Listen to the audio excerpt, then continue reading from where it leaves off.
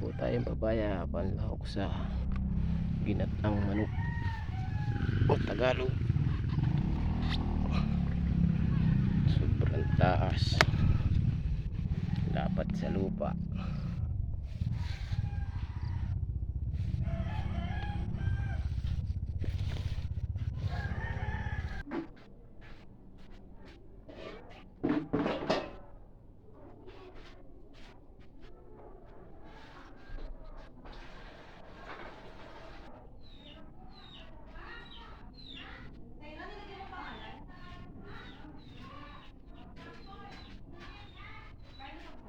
Adobo sa gatang Tagalog. Ito ng 2 buo ng papaya. Request ng isa nating followers.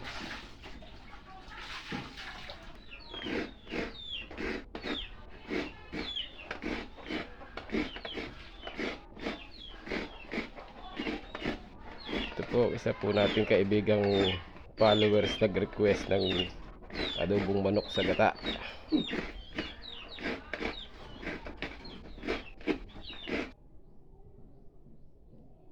Ito na po ang adobohin sa gata. Yan po tayong tanglad, sibuyas, bawang, luya, papaya.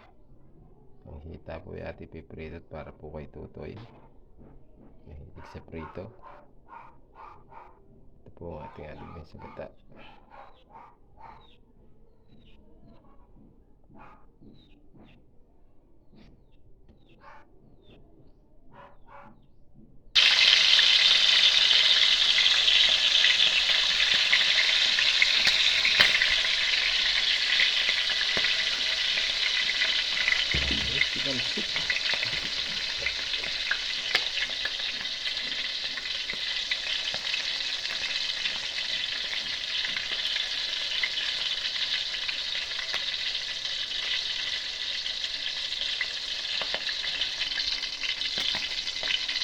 Ito po ay piprito lang po ng walang ibang kundi asin.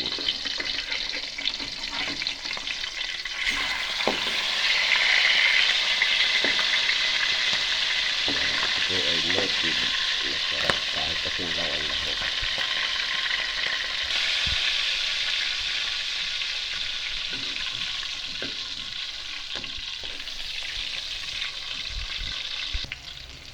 Ayan, ito na po guys ang ating prito para po ito kay Utoy. Ayan natin. Wala po tayong taga-video ngayon kaya mahirap, ilalagay ko na po ito sabay-sabay na gigisingin.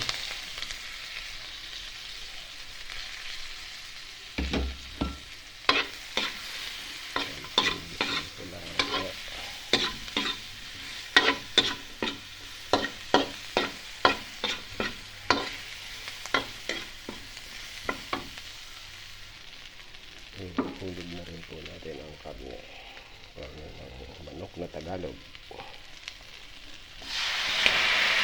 Masarap po yung paglasasakot sa pakaito.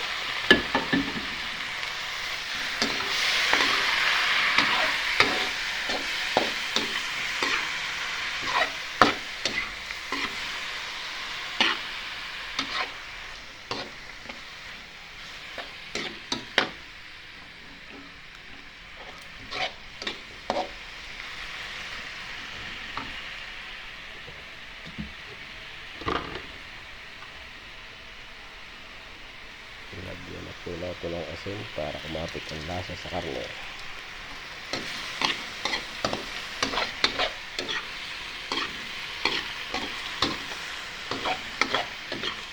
Ayan po yung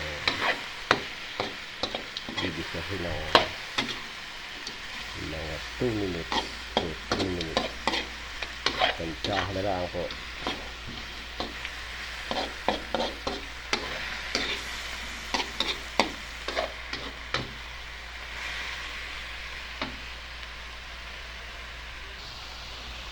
Lagyan na rin po natin ang paminta. Ilalagay na po. Ilalagay na po natin ang papaya natin. At ito lang po ang ating manok ay dumalaga pala ang bata pa. Maluto.